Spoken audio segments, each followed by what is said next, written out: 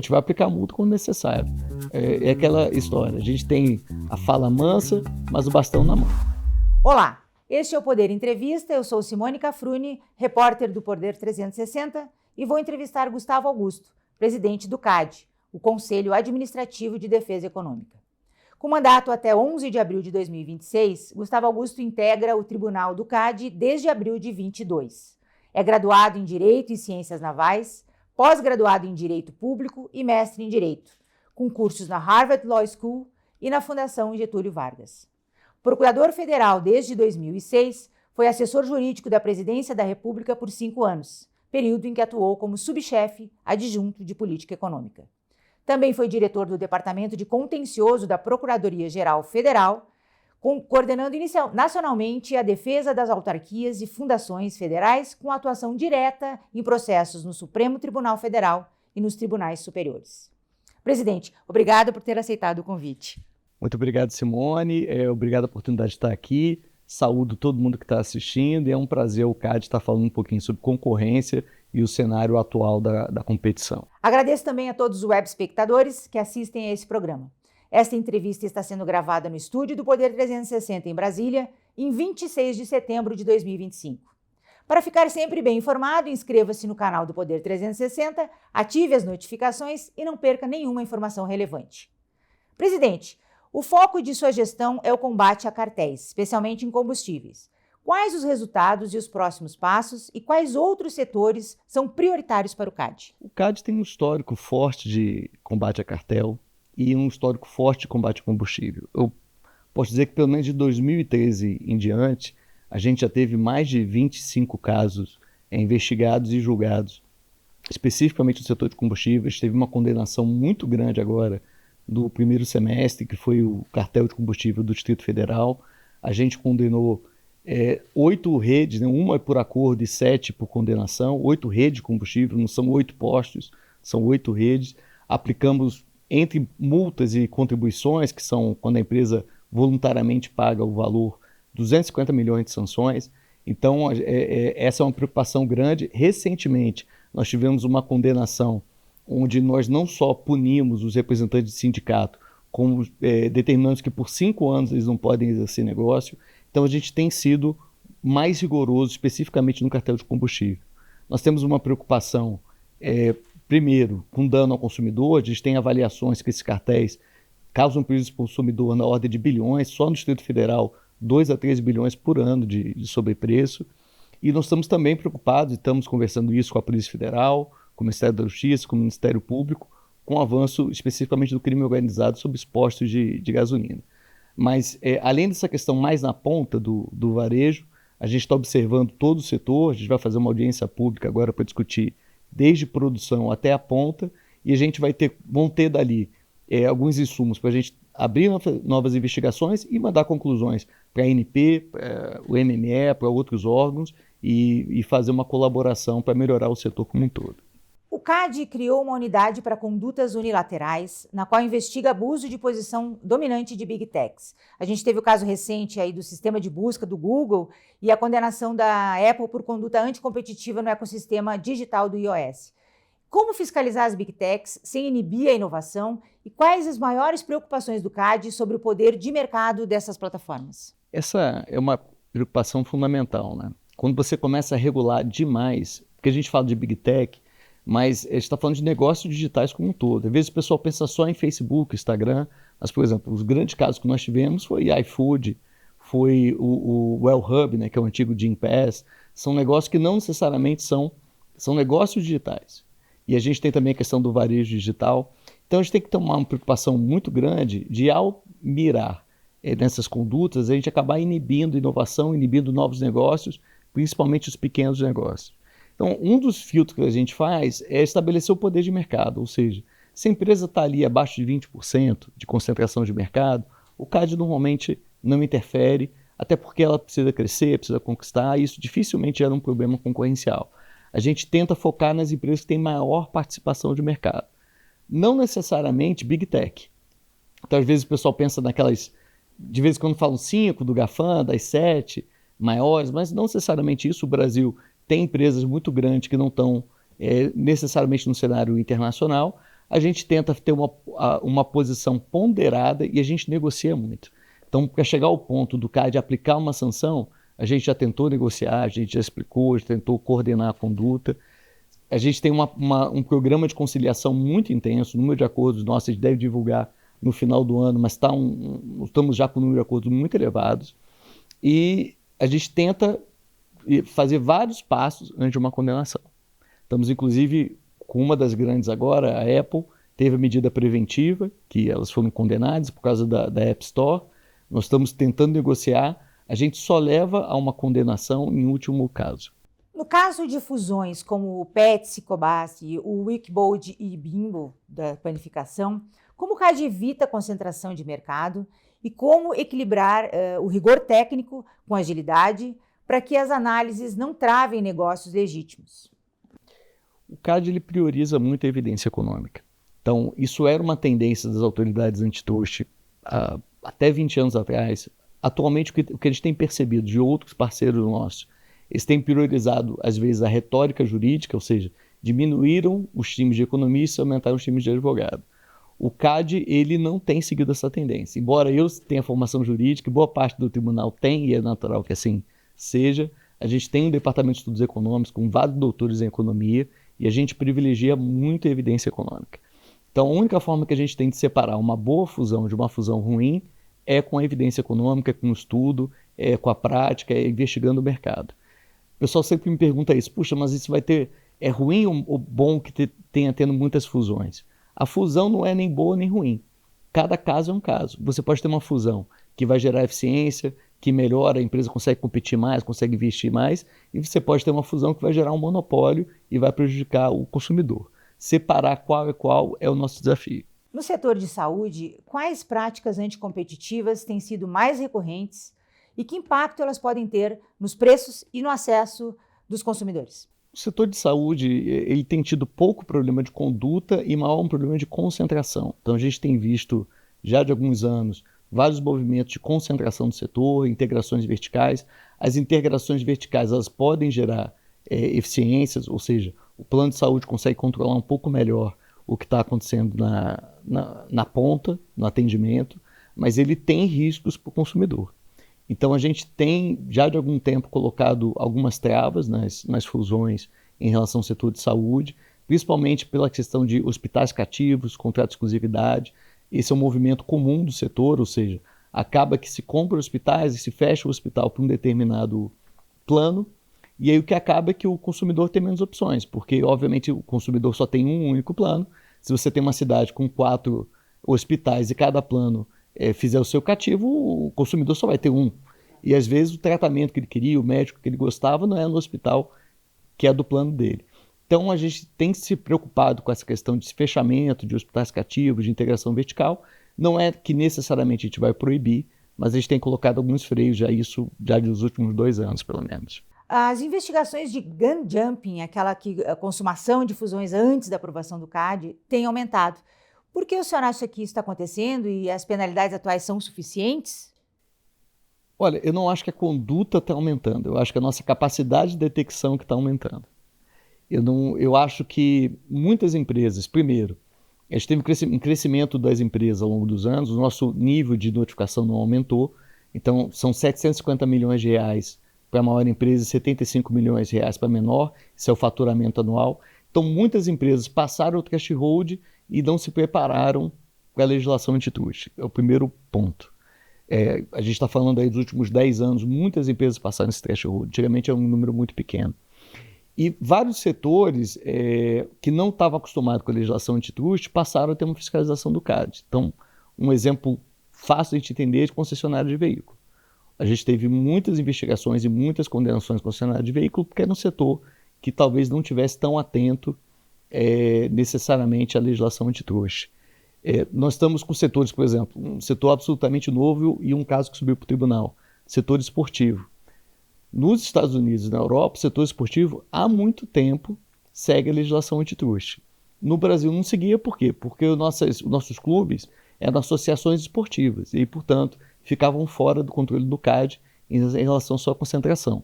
Quando eles profissionalizaram, se transformaram em SAF, eles viraram empresas e passaram a ter que cumprir a legislação antitruste. Nós estamos agora com dois casos que já não estão nem em investigação, já estão em julgamento no tribunal, das ligas esportivas, porque as ligas esportivas se juntaram para negociar os direitos de imagem e não pediram autorização. Então era um movimento que já tinha antecipado, já tinha conversado com os clubes, já tinha feito eventos lá atrás, avisando, olha, vocês agora viraram SAF, olhem a legislação antitruste. E o que eu acho que o CAD começou a abrir de forma mais intensa a investigação, principalmente em setores que não estavam tanto no radar. O senhor falou justamente que alguns setores sequer sabem, né, ou não são informados. Existe algum trabalho para informar que a necessidade de cumprir algumas regras? A gente faz esse trabalho preventivo. Normalmente, quando o CAD abre uma investigação, a gente se preocupa em fazer um trabalho de explicação anterior. A gente faz isso por evento, às vezes a gente vai falar no Fiesp, vai falar nos centros universitários, nas associações. A gente tenta primeiro fazer o trabalho educativo antes de fazer o trabalho repressivo. Então, por exemplo, uma coisa que nós já estamos anunciando, pelo menos desde esse ano, e que talvez venha mais para frente, é a questão das bets. Então, as bets, elas vão passar por um movimento que é fácil de entender, de consolidação, onde uma vai comprar a outra. E nós já estamos avisando, olha, se vocês estiverem dentro do faturamento, e provavelmente muitas terão, a maior 750 milhões, a menor 75 milhões, se forem se juntar, se forem uma comprar a outra, se forem vender parte das empresas, vocês têm que notificar o CAD. Então, por exemplo, esse é o setor que nós estamos agora no momento educativo e preventivo. E eu imagino que daqui a 2 anos a gente talvez tenha que entrar no momento repressivo. Qual a importância da cooperação internacional para a efetividade das ações do CAD hoje? Grandes operações de fusão e aquisição, as internacionais, é muito difícil a gente aplicar o remédio sem a gente conversar com outras jurisdições. Então, a nossa análise ela é independente porque a gente analisa o mercado brasileiro. Então, às vezes você tem um grande movimento internacional, mas o efeito no Brasil é pequeno ou vice-versa. A análise a gente consegue fazer sozinho. Agora, a aplicação de remédios, se a gente está descoordenado, há um risco muito grande de cada país aplicar um remédio que não se comunica com o outro, ou às vezes a gente colocar um padrão aqui que outros países já estão com um padrão de qualidade superior. Então a gente tem feito muita conversa, principalmente com os países da Europa, com os BRICS, com a Índia. A Índia tem um perfil muito parecido com a gente em termos populacionais, temos problemas de tecnologia. Eu esse ano mesmo estive no FTC, que é o equivalente do CAD nos Estados Unidos, conversando com as equipes deles. Os níveis de cooperação são diferentes, né? Tem países que gostam de cooperar mais, por exemplo, quando a gente fala Portugal é um país ótimo de cooperação. Existe uma integração cultural muito grande. Os países da América Latina, Paraguai, Uruguai, o Chile, a Argentina, são países que a gente consegue cooperar muito, com o México. Tem outros países que são mais difíceis, tem diferenças culturais que tornam mais difícil essa cooperação. A gente tem o caso da moratória da soja, né, que vai colocar o CAD aí diante de um dilema, que é, de um lado, a lei antitruste, que vê no acordo um potencial boicote, e do outro, uma iniciativa de sustentabilidade. A decisão vai definir como o Brasil pode equilibrar a concorrência e a sustentabilidade. Presidente, a moratória da soja tem fim ambiental, mas o CAD a investiga como cartel. Onde exatamente está o dano à concorrência e qual a linha que separa um acordo ISD legítimo de uma prática ilegal? Olha, eu nem acho que há um conflito entre a legislação ambiental e a legislação concorrencial. É o que eu já conversei isso algumas vezes. A legislação da concorrência não está acima da lei ambiental, mas também não está abaixo. As duas estão lado a lado. As empresas têm que cumprir ambas. Então, o CAD não defende nenhum modelo de negócio ilegal. Então, se há uma produção ilegal de soja, está havendo desmatamento ilegal, as empresas devem não comprar, elas devem se recusar a comprar esse produto. Não é isso que acontece na moratória da soja. A nossa preocupação com a moratória da soja, especificamente, são grandes empresas, né? Ou seja, são empresas que respondem por 90% do que a gente chama de trade, que é compra e venda de soja, estarem se juntando numa mesma mesa sem ter um protocolo antitruste. Essas mesmas empresas já pediram, por exemplo, no caso do Sustain IT, uma autorização para uma joint venture também com propósito ambiental, e o CAD autorizou. Só que nesse caso nós exigimos um protocolo antitruste. O que é o protocolo antitruste? É a gente ter certeza que o que as empresas estão conversando, que elas estão combinando, é realmente uma questão ambiental, que não é greenwashing e que elas não estão aproveitando a oportunidade criada pela defesa ambiental para discutir outros temas. Agora, para isso tem um protocolo, não é uma novidade.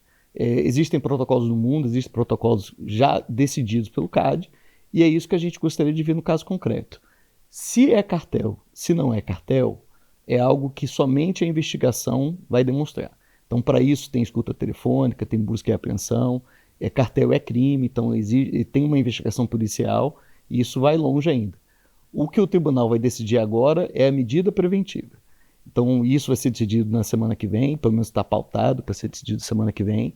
Quer dizer, se a moratória da soja pode continuar provisoriamente, ou se ela tem que ser suspensa, e para isso a gente vai analisar se há perigo ao mercado, que é o perigo em mora, e vamos analisar se a associação tem um fumus bonius ou não. Nós já tivemos, os acordos de cooperação, eles têm que ser solicitados ao CAD. Então, qualquer acordo entre empresas, por exemplo, nós tivemos vários acordos de cooperação entre concorrentes. Nós autorizamos por exemplo, a SBT, a Rede TV, a Record, a comercializar juntos os sinais deles para as TVs a cabos. A joint venture do Simba. A mesma coisa, autorizamos, colocamos a necessidade de um protocolo. Muito recentemente, nós tivemos o caso do Catena X, que também era uma joint venture entre empresas automobilísticas. Nós impusemos um protocolo, elas não aceitaram, a operação foi impedida. Nós tivemos também, recentemente, a Warner, a Sony e as grandes empresas do setor de música se juntando para comercializar com canais de TV os direitos musicais, por meio de uma associação. Nós dissemos que isso não era possível, isso já foi decidido pelo tribunal, porque tinha uma concentração muito grande de mercado, nós tínhamos que negociar esses sinais independentemente. Então, não é uma operação nova que a gente está falando aqui. A questão aqui, e me parece que por uma questão histórica, contextual, de fato não houve pedido ao CAD, isso é uma questão objetiva, esse acordo deles não foi apresentado, não foi submetido. Seria necessário submeter ou não? É isso que o tribunal vai dizer. Se o tribunal entender, mesmo que não seja cartel, mas se o tribunal entender que isso deveria ter sido submetido ao CAD, ele já pode mandar suspender a operação até que ela seja regularizada. O senhor comentou em protocolos internacionais, a gente sabe que na União Europeia ela criou zonas seguras, né? Existe algum estudo, alguma coisa para fazer algo semelhante aqui no Brasil? Então, o cumprimento do protocolo antitruste já é uma zona segura. E eu acho que o nosso caso de referência é o caso do Sustain IT, onde houve a solicitação, são as mesmas empresas que estão na moratória da soja, rigorosamente as mesmas que pediram o Sustain IT. Houve um pedido, nós conversamos com eles sobre o que imaginávamos de um protocolo, nós temos guias de compliance, porque senão embora a questão ambiental seja nova, cooperação entre concorrente é algo que se estuda desde os anos 50.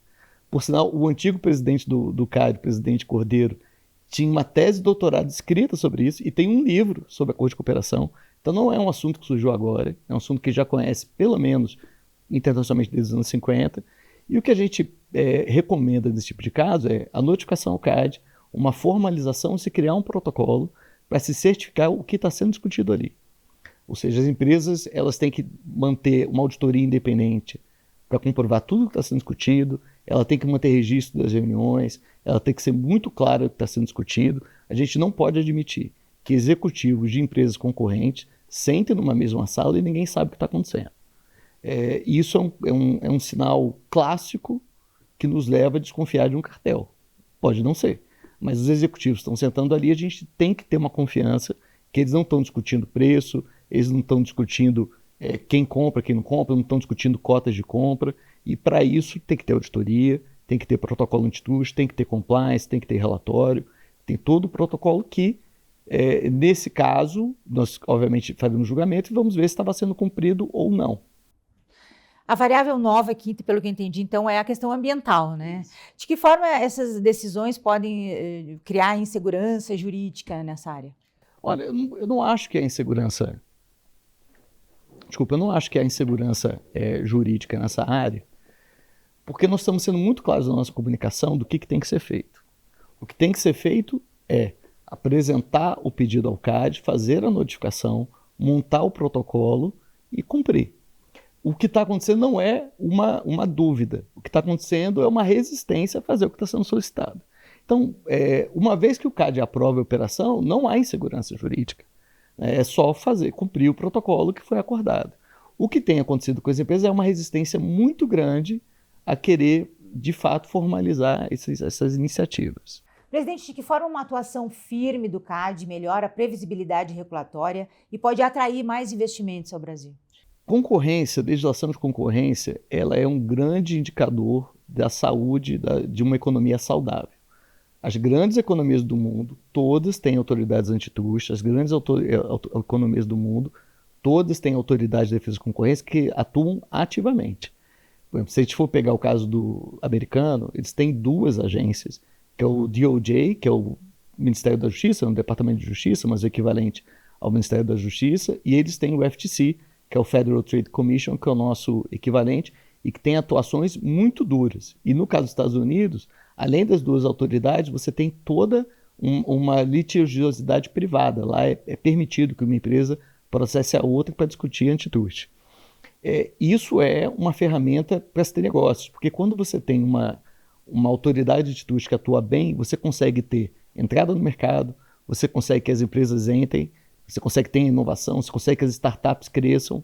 Quando você tem um negócio muito monopolizado, muito oligopolizado, a tendência, primeiro, é cair a eficiência, porque quem já tem um monopólio não tem nenhum incentivo de trabalhar melhor, e segundo, você afasta os entrantes. Então, nenhuma empresa vai entrar num país que ele chega e diz, puxa, mas tem um monopólio aqui, como é que eu vou entrar? Agora, se ela olha o setor e diz, puxa, tem 10 empresas, as empresas estão crescendo, é muito mais fácil que ele entre com um negócio pequeno ou entre até comprando um parceiro nacional. O senhor defende a transparência no CAD. Que medidas concretas foram adotadas para tornar o órgão mais acessível à sociedade, para a sociedade entender mesmo a atuação do Conselho? O CAD, ele já é, hoje, quando a gente compara com as outras autoridades antitruste, um exemplo de referência. Por exemplo, nossas decisões são todas abertas no YouTube. Você pode ir lá fisicamente, você acompanha todas as decisões, você consegue, todas as decisões nossas são gravadas e você consegue ter acesso a tudo que foi discutido. Nós publicamos todas as nossas decisões uma semana depois. Então a gente decide numa semana seguinte já está publicado todos os votos divergentes. Pode parecer uma coisa trivial, mas pouquíssimas autoridades chegam perto disso. As autoridades europeias, você ter acesso a uma decisão deles é dificílimo e às vezes leva anos até que a decisão seja publicada. As discussões internas ninguém tem acesso. Então, como é que se chegou naquela decisão, o que cada conselheiro falou, se teve alguma divergência, isso fica totalmente fechado dentro da agência. Mas, além disso, a gente está fazendo agora todo um projeto de transformação digital. Então, a gente já estava agora com o nosso circuito deliberativo virtual, que permite um julgamento fora de sessão. Acabamos de lançar uma ferramenta para melhorar a visibilidade, o acompanhamento disso. Então você consegue filtrar, por exemplo, o nome das partes, saber quais são os julgamentos virtuais de uma determinada parte, consegue saber o que está ativo, o que foi julgado, tudo online. Nós temos uma dificuldade em relação ao segredo das empresas, então muita coisa que a gente tem que divulgar, às vezes eu gostaria de falar mais, mas são dados sigilosos da empresa, então a gente tem que ter uma responsabilidade em relação a isso, e às vezes a gente tem que ver como comunica, a gente usa faixas, às vezes mais amplas, mas a gente tem caminhado cada vez mais para uma abertura com serviços digitais, uma facilidade do acesso ao cidadão. Nós estamos investindo 20 milhões especificamente na nossa transformação digital. E boa parte disso vai ser para acesso ao cidadão, para melhorar essa cobertura. Inclusive, vamos mudar os equipamentos de gravação, de filmagem, para garantir uma qualidade também do acompanhamento das sessões. As decisões do CAD, elas costumam ser questionadas na justiça. De que forma o senhor vê essa judicialização, como combatê-la, como evitá-la? Eu acho até que a judicialização do CAD ela é até pequena, quando a gente compara com o nível de judicialização do poder público em geral. Quando nós vamos, por exemplo, se a gente for falar de ato de concentração, que é o que às vezes aparece mais na mídia, pouquíssimos atos de concentração nossos são questionados judicialmente. E o último grande exemplo que nós tínhamos, que era o caso da Nestlé Garoto, o que acabou acontecendo, o pessoal diz, o CAD levou 20 anos para decidir. Não, o CAD decidiu muito rápido. 20 anos foi a discussão judicial. E que no final, quem resolveu, isso voltou para o CAD e nós resolvemos por acordo. Então, como a gente resolve muito das nossas demandas por acordo, elas não vão para o judiciário. O que acaba chamando a atenção são as medidas preventivas. Então, as medidas preventivas, de fato, que é um núcleo muito pequeno do que a gente faz. A gente analisa 700 operações por ano. Medidas preventivas são 3, são 4. Agora, essas medidas preventivas chamam muito a atenção e normalmente são judicializadas. Agora, quando a gente vai olhar o histórico do CAD dessas ações, a gente ganha a maioria. Então, por exemplo, teve a medida preventiva da Apple, nós conseguimos reverter, fomos vencedores. Teve a medida preventiva da Eldorado Paper, conseguimos reverter, fomos vencedores. Teve agora uma medida preventiva do Itaú em relação aos pagamentos do cartão de crédito, a operação de cash-in. A mesma coisa, teve uma liminar contrária, conseguimos reverter e agora cautelar, a medida preventiva já está sendo cumprida. Então, o que acaba acontecendo, dá às vezes a gente impressão da judicialização, porque tem muito esse efeito da liminar. Sai a medida preventiva, sai uma liminar que suspende na sequência, porque o judiciário também funciona quase que automaticamente nisso. Ele olha aquela questão, vê que é uma questão de grande repercussão no mercado, na dúvida ele suspende para entender melhor. E aí a gente vai e explica. De modo geral, quando surge esse segundo momento da explicação, que já apresenta os dados, explica o racional e demonstra toda a documentação, a gente consegue reverter quase unanimemente essas operações. Só que elas acabam, a reversão tendo menos destaque, e elas acabam, quando a gente acaba ganhando o judiciário, elas acabam saindo por acordo. Entendi. A grande maioria, quando a empresa não consegue suspender, ela acaba sentando e negociando com o CAD. Quando o senhor olha para o futuro, quais os setores ou práticas devem ser o grande tema da concorrência no Brasil? A gente tem aquela preocupação também com essas áreas emergentes, como inteligência artificial. O que isso pode representar para a concorrência, para o antitrust? A gente designou como prioridade para 2025 e 2026 o setor de combustíveis, mas isso é uma investigação que está em curso, nós estamos andando, estamos cooperando. Mas, de fato, a economia, e aí não é uma opção do CAD, é uma realidade de mercado, a economia está se transformando em digital. E a inteligência artificial não é nem algo do futuro, já é presente. O que nós estamos tendo que analisar é os efeitos que isso terá no futuro. Então, há uma dificuldade muito grande da gente ver o que isso vai impactar no negócio das empresas, no negócio das empresas brasileiras, em consumo de energia. A gente sabe que isso vai exigir data center, vai exigir toda uma questão energética. E tem modelos de negócio que eventualmente não vão ser mais viáveis. O CAD, ele acha que a gente tem que ter o espaço da inovação, assim, não acho que a gente deva começar a inibir o avanço da inteligência artificial, até mesmo porque nós somos, nesse ponto, um país mais periférico, o grosso dos investimentos estão sendo feitos nos Estados Unidos, na China, então não adianta a gente querer inibir investimento aqui, porque na verdade ele vai ficar para trás. Mas a gente tem que ter cuidado, e essa é a grande cautela do CAD, dos efeitos que esses investimentos vão ter no mercado brasileiro. E aí proteger contra um eventual abuso, contra uma eventual exploração dos negócios brasileiros por essa tecnologia. Eventualmente a gente vai ter que ter ferramentas e formas de garantir um acesso não discriminatório, com preços razoáveis, e não deixar as empresas serem excluídas dessa transformação digital. O senhor falou em data center, o governo tem esse projeto para estimular. De que forma esse tipo de estímulo ou incentivo pode também propiciar, digamos, uma concentração de mercado? Olha, o setor de data center ele é uma estrutura crítica, né, no processo digital. Pode acontecer, e isso é uma preocupação que tem que se ter com as políticas públicas, de não se deixar uma única empresa ou um único grupo de empresas dominar o mercado. Então, claro, se você começa a incentivar a dar subsídios a data center, é uma boa política. Tendo recursos para isso, faz sentido, porque isso vai permitir investimentos em tecnologia por várias empresas. Mas tem que se ter uma preocupação de se dar acesso a um grupo de concorrentes. Ou seja, isso eu imagino que esteja sendo feito, visto pelo governo federal. Dentro do Ministério da Fazenda tem uma equipe muito especializada nisso, que vê concorrência, que discute concorrência. Eu imagino que eles estejam já olhando para essa questão, para que os data centers tenham, embora em território nacional, sejam controlados por grupos diferentes. Se você deixar toda a estrutura de data center no Brasil concentrada na mão de um mesmo grupo, é um risco econômico e é um risco até estratégico.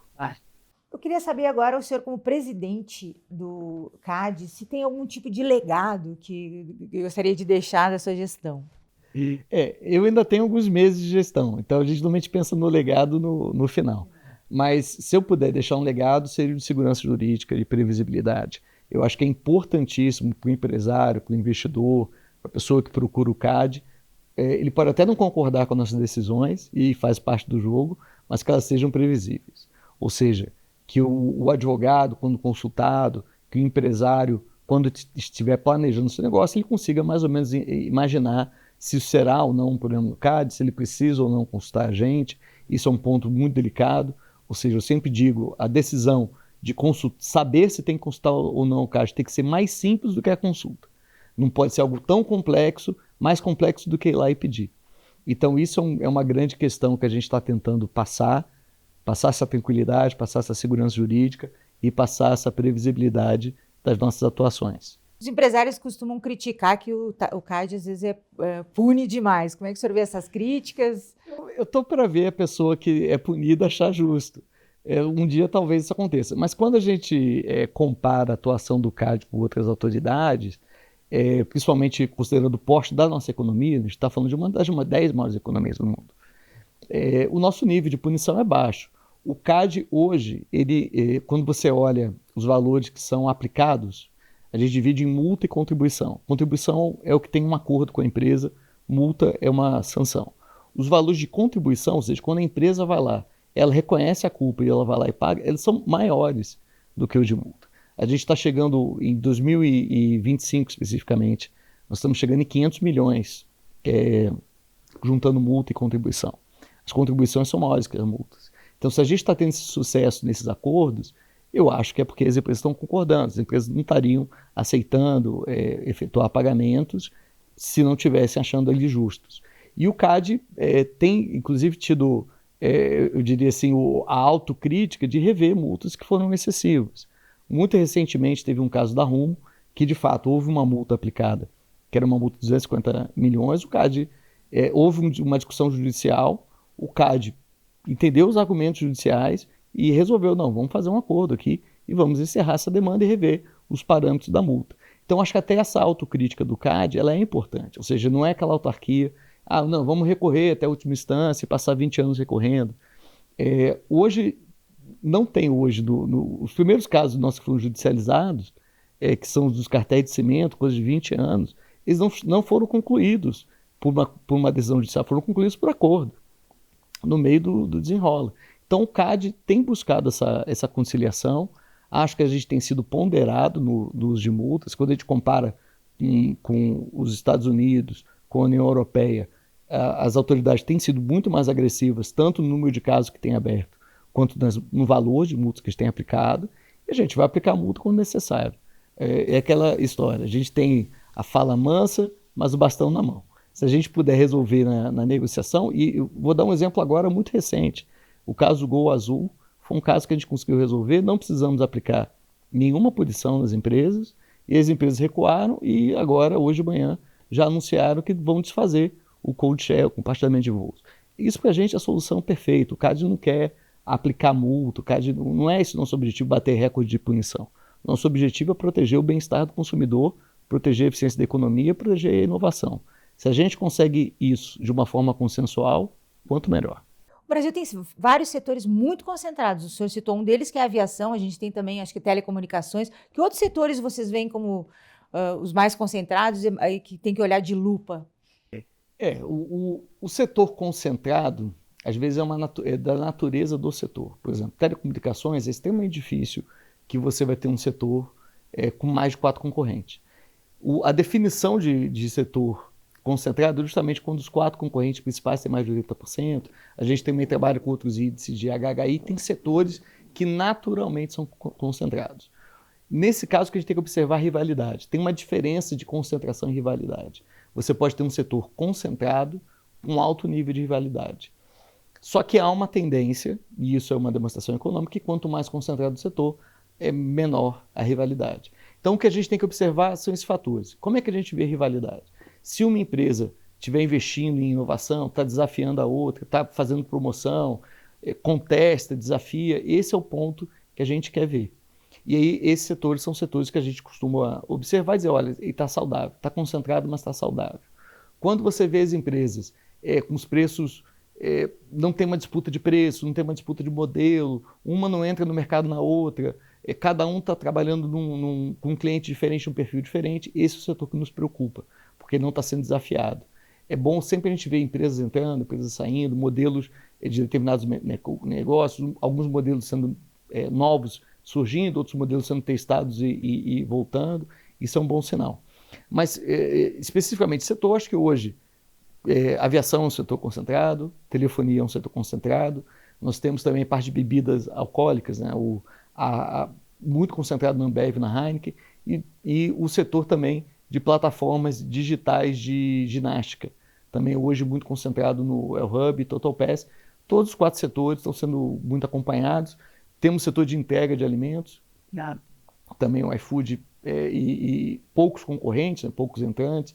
O próprio Uber, que estava no Uber Eats, acabou saindo do mercado. Todos esses setores que eu estou citando estão em acompanhamento do CAD, em algum momento ou não. Às vezes o pessoal fica assim, puxa, mas o CAD está investigando? É normal. Esses setores que são muito concentrados, eles tendem a ter investigações contínuas. A grande preocupação, acho que das empresas tem que ser quando a gente termina a investigação e acusa. Aí é uma preocupação. Mas esses setores naturalmente vão ser constantemente monitorados pelo CAD. Para finalizar, o senhor comentou a questão da Azul e Gol. Elas acataram as decisões, entenderam? Como é que foi voltar atrás das empresas?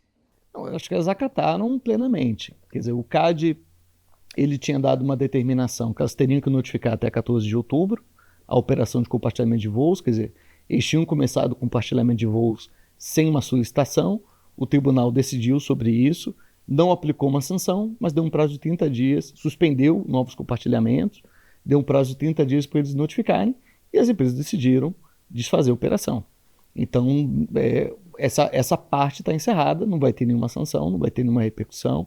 O que o tribunal tinha falado é que as passagens emitidas tinham que ser honradas, as próprias empresas já anunciaram isso publicamente, que vão honrar a passagem e já desfizeram a fusão, que era um ponto que a gente tinha conversado. Assim, estava tendo muito anúncio de fusão sem ter um processo analisado pelo CAD. E era muito comum os jornalistas perguntarem quando é que o CAD vai decidir isso. Olha, nem que eu queira decidir, eu não tenho nada na minha mão, eu não tenho pedido.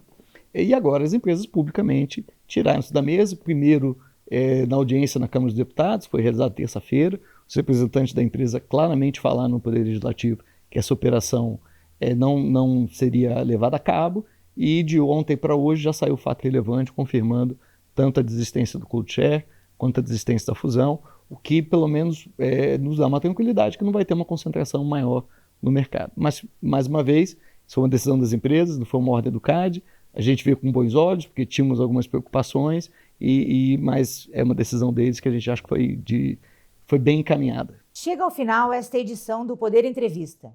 Em nome do jornal digital Poder 360, eu agradeço ao presidente do CAD, Gustavo Augusto, por ter aceitado o convite e pela excelente entrevista. Agradeço também a todos os web espectadores que assistiram a este programa. Essa entrevista foi gravada no estúdio do Poder 360 em Brasília em 26 de setembro de 2025. Para ficar sempre bem informado, inscreva-se no canal do Poder 360, ative as notificações e não perca nenhuma informação relevante. Obrigada e até a próxima.